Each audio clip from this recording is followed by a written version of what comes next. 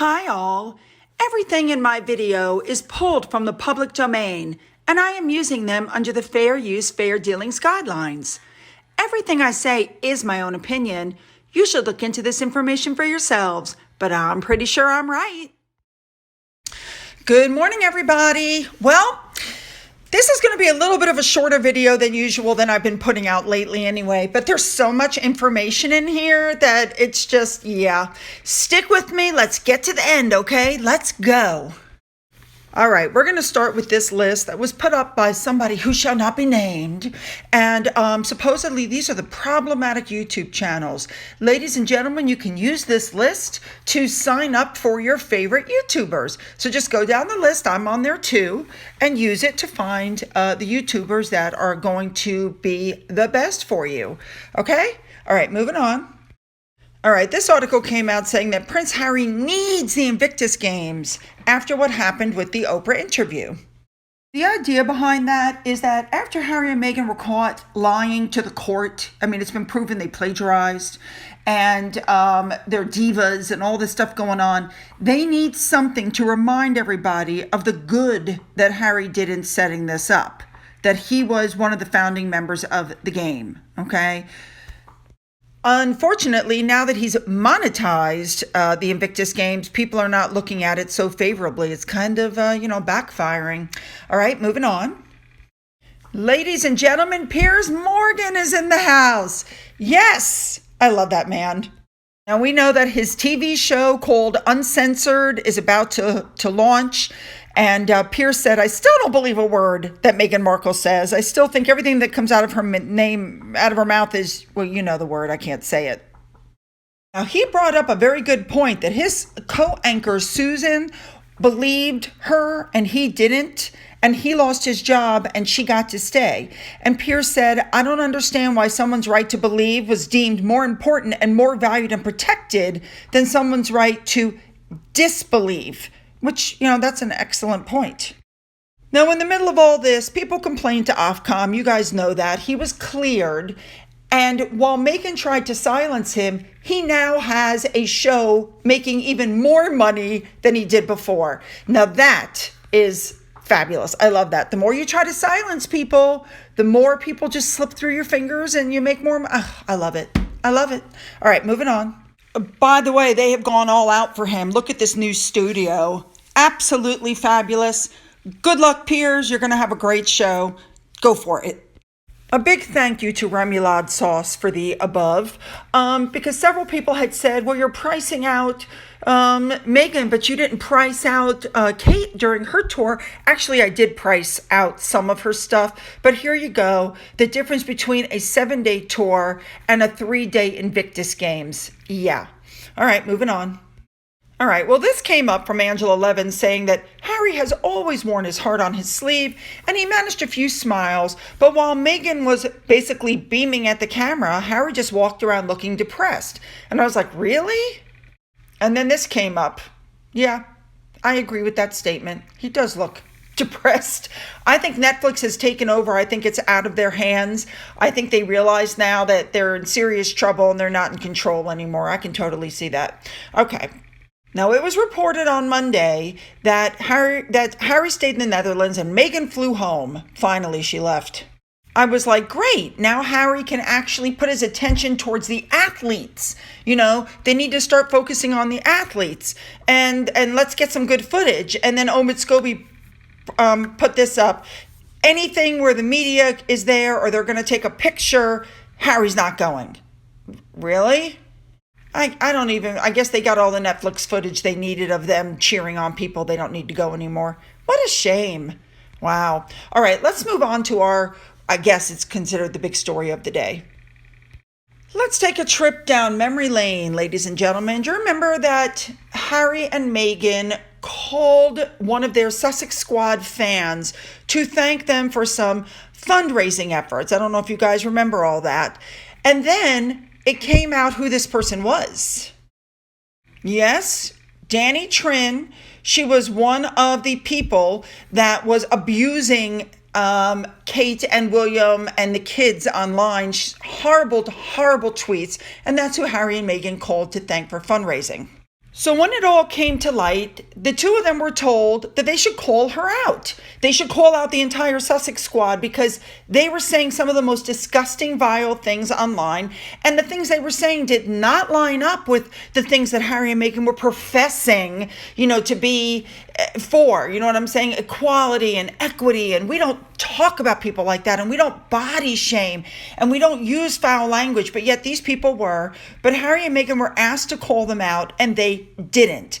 Now, I've told you before, they don't because they're aware of them. And I think in some manner, they're enjoying their behavior. But I could never prove that until now.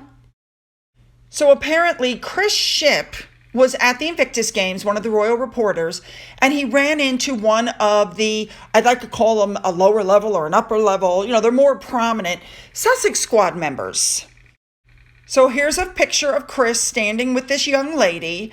And then in the next slide, you see her name is Peace Aditoro. Very nice looking young lady. And she thanks him for being such an accurate royal reporter on ITV. We all know what's going on with ITV. So here's a sample of some of her tweets. She's still insisting Prince William had an affair. That's actually defamatory. That's something that can get you sued unless you can prove he had an affair, which he didn't. The gentleman that made that rumor up already came forward and said, I made up that rumor, but it doesn't serve their purpose. So she's going to continue to tweet defamatory stuff.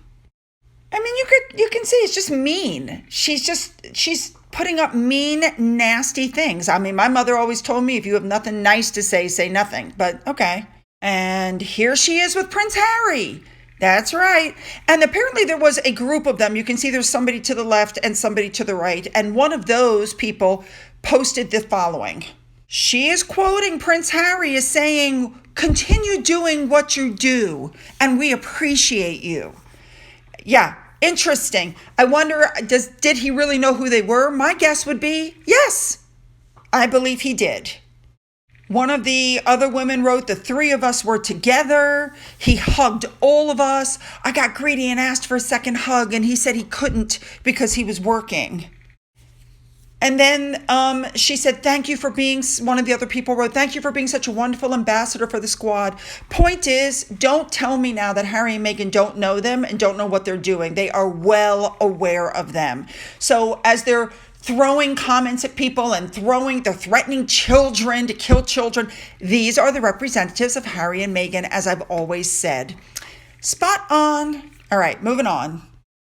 All right, ladies and gentlemen, we're going to touch on the next thing, which is everybody's going nutso because one person reported that Harry and Meghan had been offered to come to the balcony.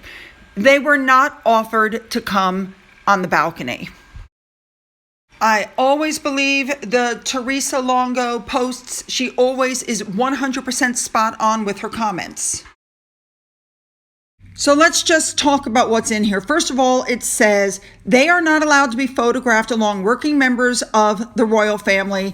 Therefore, they will never appear alongside them at official events representing the Queen. Now, this obviously doesn't apply to family functions, but that's it. There are no deals being made for them to be reaccepted into the firm as working royals. Absolutely not. They're out. It's final. They are family members, but no. Harry did meet with the Queen. There were several meetings, but basically they just discussed matters pertaining directly to Prince Harry alone. Yes, Meghan Markle was there, but was not given an audience. Only Prince Charles permitted the meeting if Harry was willing to apologize and offer full attention to the directives of the Queen. They were accompanied by several footmen while they were on the palace grounds, but that was decided during the finalization of Megxit, it says. I can totally believe that. They won't let them go unaccompanied anywhere.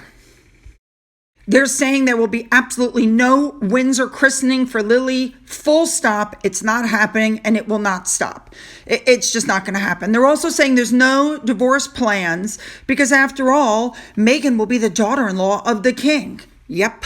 So the stories about them going out on the balcony are completely untrue. And I completely agree with this comment. It's a big fat lie. It smells of Sunshine Sacks. They were claimed to be invited to the Oscars. They were claimed to be invited to, the Obama's party. They claimed to be invited to the Beckham's wedding. And in the end, they received no invitations anywhere. They will not be at the Jubilee. They'll make some excuse like it has something to do with security or, whatever. But no, they will not be there. All right, let's move on. Now, I'm bringing this up because, when Harry was asked about the meeting with the Queen, and he was told no taping, family matters stay family, stay private, so he really can't say anything but nice, wonderful things. And he said, it was so wonderful to see her, and she sends all of her love and messages, and hope and everything to all of the people that are competing in the Invictus Games. And then you have to go, wait a minute. As this young lady pointed out, the Queen recorded messages for COP25. She sent messages to the Olympic and Paralympic teams. She sends messages when she commiserates with other people. If she really had something to say for the Invictus Games, she would have sent an official message, and she didn't. I agree, it is the Oscar shenanigans all over again, but this time on steroids. Spot on. Now, I also want to add that there is a rumor out there, and the rumor is that Harry and Meghan said, yes, we'll bring the kids to visit you, absolutely, as long as we're invited to the Platinum Jubilee.